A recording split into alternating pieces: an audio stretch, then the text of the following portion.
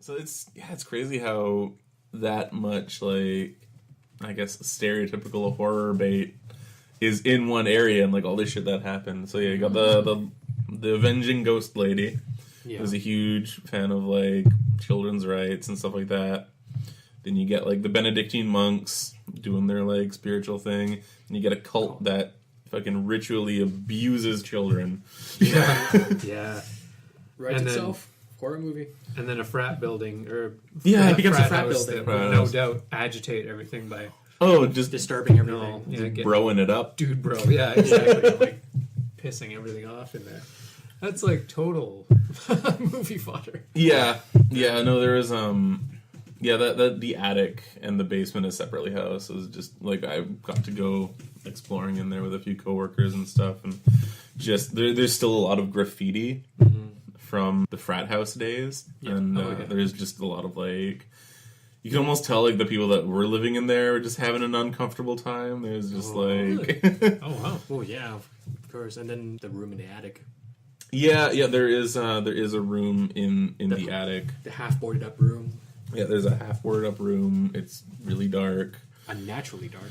Yeah, it's just pitch black. I mean, it was dark to the point where we were just like, okay, there should be some, like, light coming in. There was no windows. There was no nothing. Oof.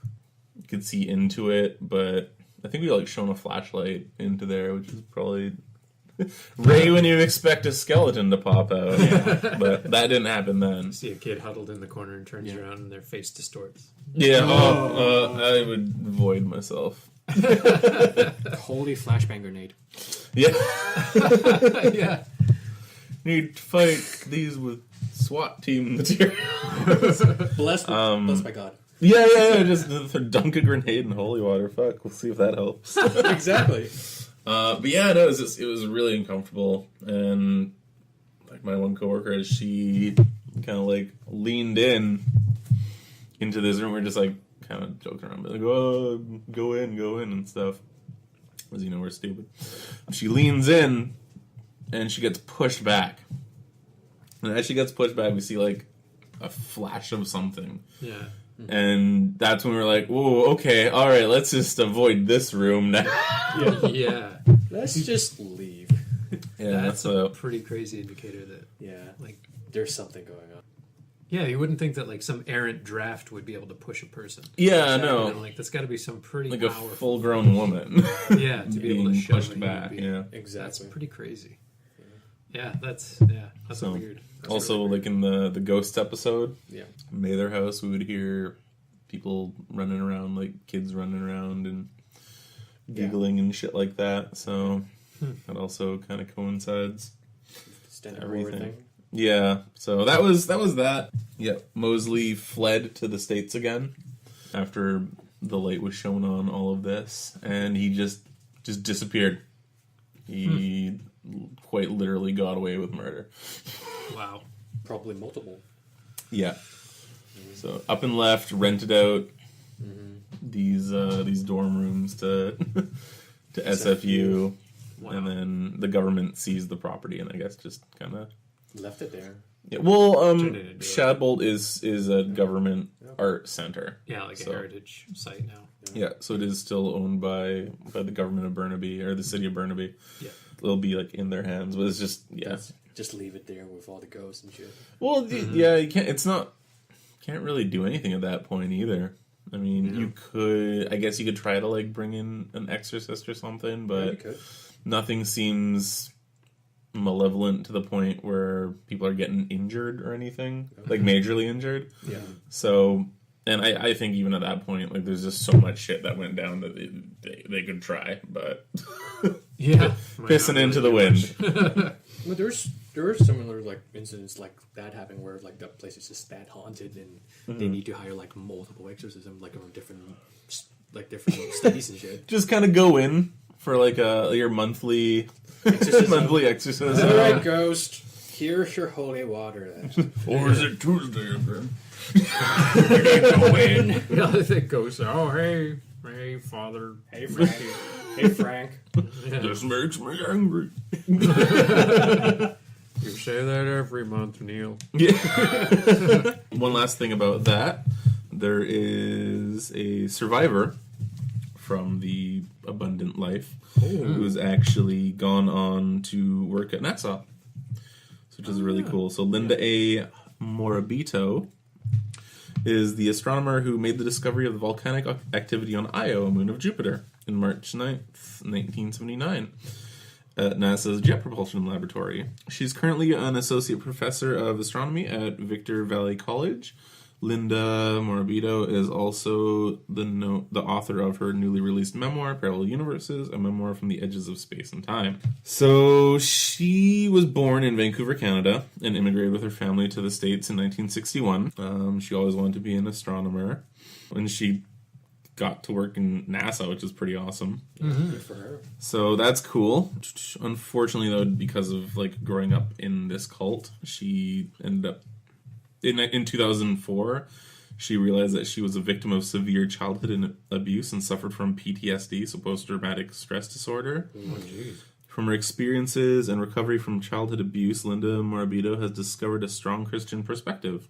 Her memoir, Parallel Universes, is a Christian book and a personal and science memoir.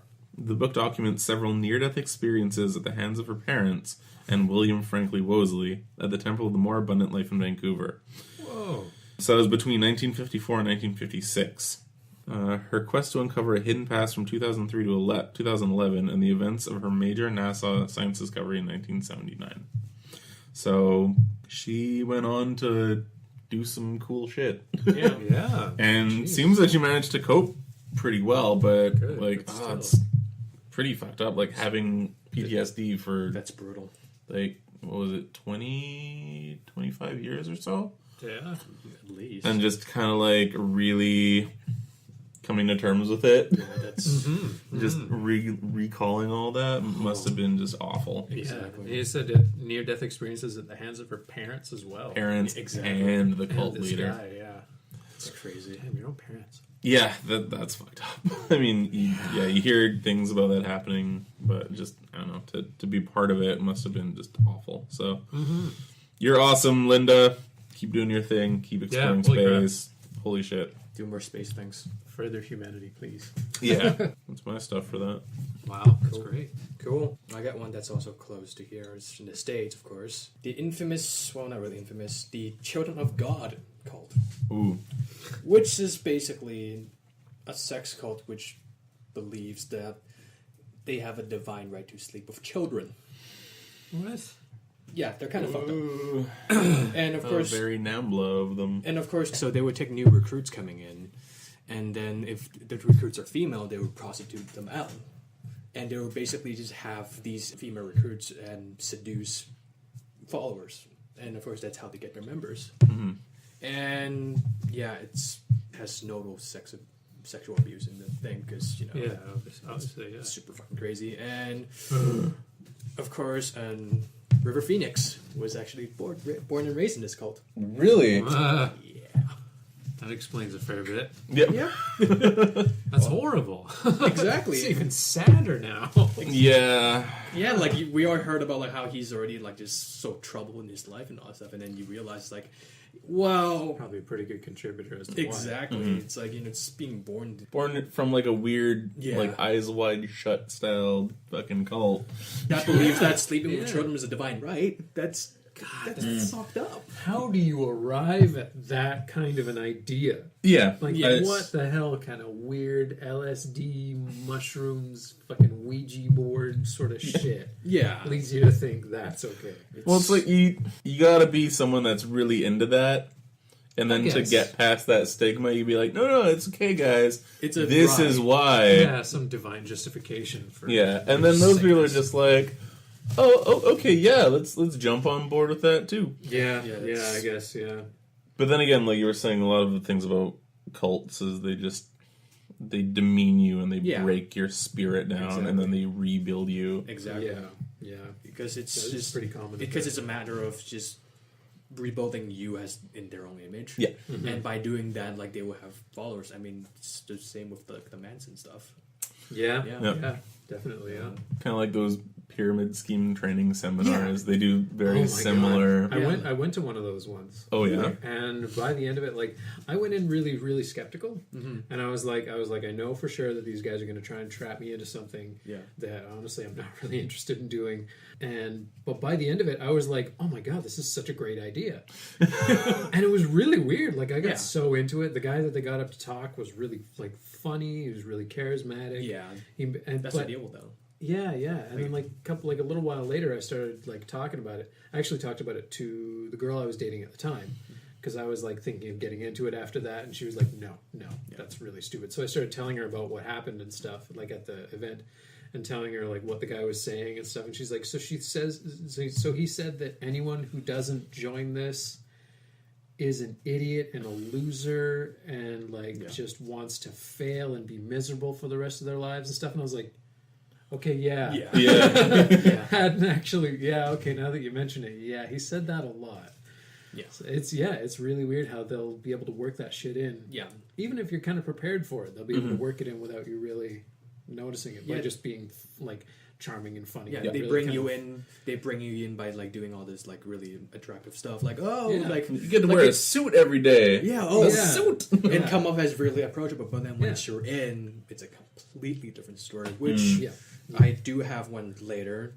Which is this singer from Ex Japan. He talks about his experience with his 12 years experience with Cult and how he got out of it. Yeah, so it's a really big bad cult too. Oh, there's still way too much money. Oh, there's still way going on. too much money.